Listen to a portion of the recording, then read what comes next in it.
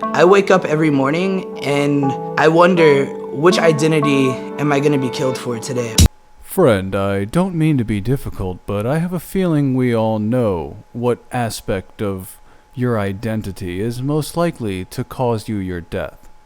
Well, hello everyone, it's Hagbard Celine here on another beautiful afternoon, and today we will be looking at a wonderful little piece of, I guess you'd call it propaganda, but I feel that might be an insult to propaganda because most propaganda usually makes a point, or at least has enough of a basis in fact on which to build the foundation for the great lie.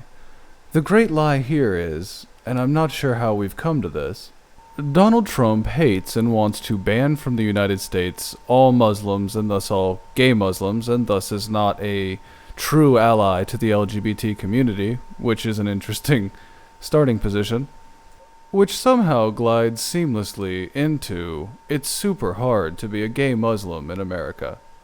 I know, as though these people have any experience being a gay Muslim in a Muslim country. They clearly don't, or they wouldn't be crying. In the interests of anthropology, let's watch. You have Donald Trump tweeting, LGBT people, I'm here to protect you. But at the same time, he also says in the same tweet, we're going to protect you from the people trying to kill you. MTV News, you do understand that we tend to not mischaracterize and misquote an individual while simultaneously having that quote up on the screen. Am I correct? He speaks in this tweet about keeping out further immigration from nations that have execution of homosexuals, and people in those countries that believe in the execution of homosexuals. Or do you believe so thoroughly in the concept of the Ummah that simply because they're Muslim, they're just family to you? Is that how this works? So one part of me, he wants to protect and fight for me, but on the other side, he wants to ban me.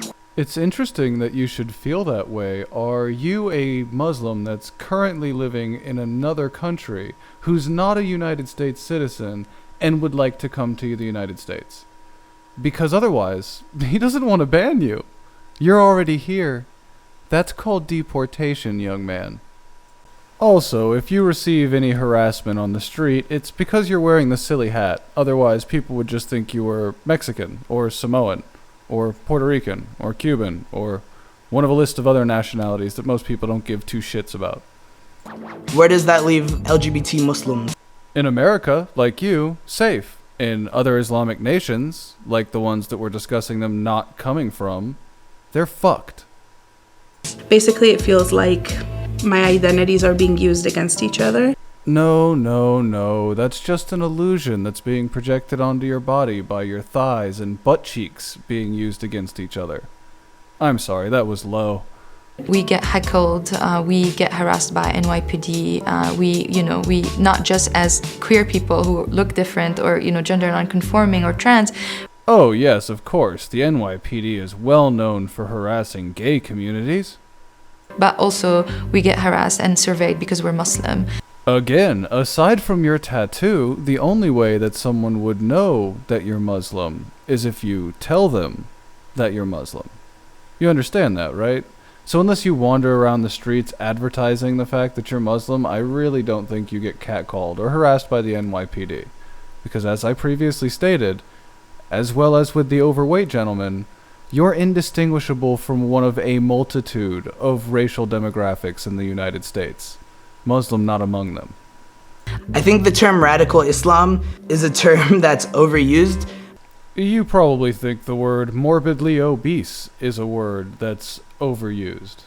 But I also feel like it's a term that could be applied to any religion, any community. Well, thus your complaint is irrelevant, and you should be perfectly happy when we apply it to Islam in the multitude of cases in which it's necessary.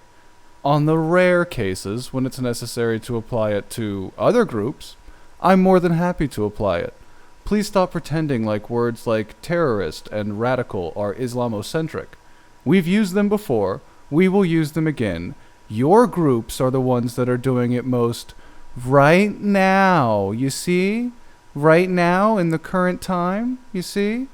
It's happening right now. And we're dealing with that problem. We're not saying no other problems can ever be. We're saying Islam is a problem now, and radical Islam is the main problem. No, you'll never understand. I'm trying to describe it to you like children, but fuck. What do they mean when they say radical Islamism? Who do they mean? Muslims, that wish to impose the rule of law as required by Islam, traditionally through force or through forceful political coercion, I would be comfortable calling radical Islam. Does that define it enough for you, dear? They're using this term to kind of comfort people in America that, look, we know what it is. It's radical Islamism, and we need to kill it, and we need to survey them, and we need to deport them. Oh no, it is used to comfort us, but mostly in the manner in which it's used to deceive us, because the real problem is Islam. And we're not supposed to say that, and we're not allowed to talk about that.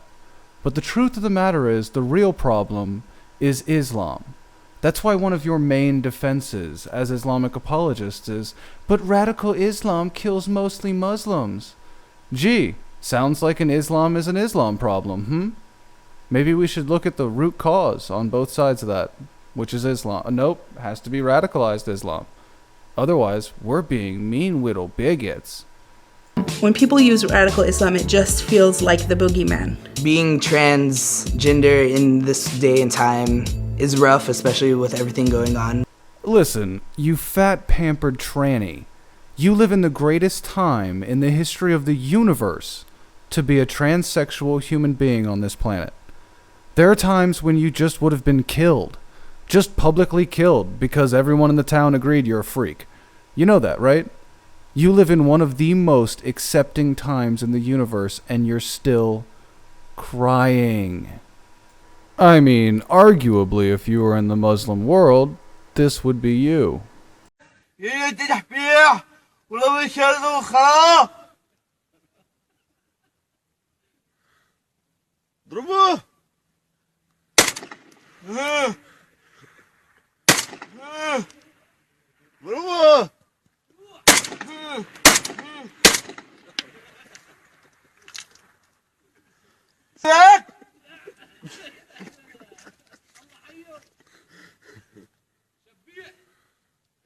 And being Muslim is also.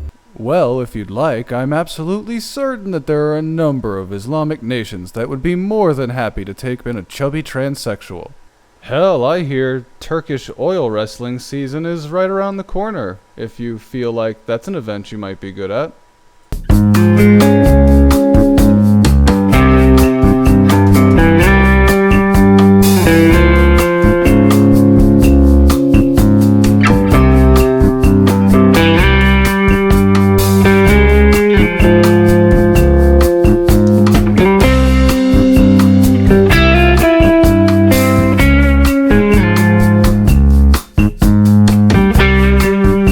But I wouldn't trade it for the world. Then I should advise that you stop crying about it when people criticize your very deeply held opinion. I want people to recognize that a lot of us live at these intersections. Let's get a big call out from the comment section on people that never want to hear the phrase "at the intersection of" again in their lives. Who's tired of intersectionality? Who wants it to just die? That aren't super clear. Our love lives are really complex, and our family lives are really complex, and our relationship to religion is really complex. Precisely. How and why is that even remotely my problem? How is your relationship to your family, your relationship to your lover, or your relationship to your sky wizard supposed to be my concern? Because hint, hint, it's not. I hope that after this tragedy that we have a more meaningful conversation about how we can move forward, not just as separate communities, but as people who live in this country, as people who want the best for humanity. Well, I have a message to both you and MTV News. The fastest way in the entire world that you could possibly do that is stop being Muslim. That'd be the best thing for the country, that'd be the best thing for humanity, that'd be the best thing for the Middle East. But of course me saying that makes me a terrible, awful bigot. because these are deeply held religious beliefs where occasionally these people take long breaks from eating and walk in circles around pagan stones. It's super important, guys, don't you see? That's it for me, ladies and gents. I hope you've enjoyed the silly, angry little muzzies and their silly, angry little problems. I have absolutely no idea why they think it's more difficult being a Muslim transsexual in the West than it is being a Muslim transsexual in a Muslim country. I have no idea what makes them whine. I don't. I wish I did, because then perhaps I could get some of them sweet, sweet victim bucks. But as it were, it doesn't appear to be functioning that way. Thanks for getting through that with me. I'll see you next week. Stay safe, good luck, and goodbye.